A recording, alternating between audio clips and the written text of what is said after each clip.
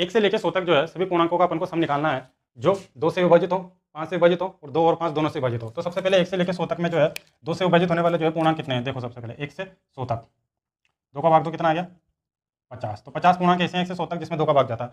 5 का भाग कितनी संख्या में जाता है 1 से 100 तक, ये देखो 1 से लेकर 100 तक 5 का भाग जो है, तो 20 पद ऐसे हैं जिनमें 1 से 100 तक 5 का भाग जाता है। 2 और 5 यानी दोनों का एलसीएम कितना 10, तो 10 से विभाजित होने वाले पूर्णांक कितने 1 से 100 तक में, 1 से लेकर 100 तक में 10 से विभाजित होने वाले पूर्णांक कितने, टोटल आ गया 10।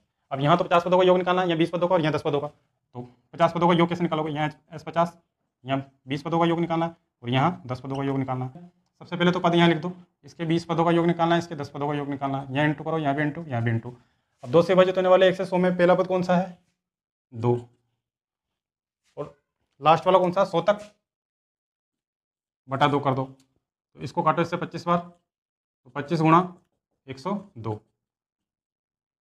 25 दूनी 50, 25 से कम 25, ये तो आ गया 2550। तो 20 पदों का योग निकालना है, तो जो कि 5 से विभाजित होने वाले हैं, तो 5 से विभाजित होने वाले में पहला पद क्या आएगा 5 और अंतिम पद कौन सा आएगा 100, जो कि 5 से विभाजित होगा, बटा 2 करो, इसको 10 बार काटो, 10 गुणा 100 और 5 कितना हो गया 105, तो ये आ जाएगा 1050।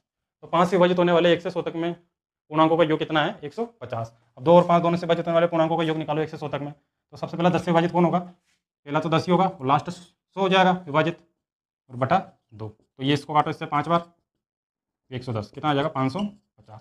तो 2 और 5 से विभाजित होने वाले 1 से 100 तक में कितने पूर्णांक है 10, इन 10 के 10 पदों का योग निकाल लिया हम लोगों ने 550। ठीक है भाई।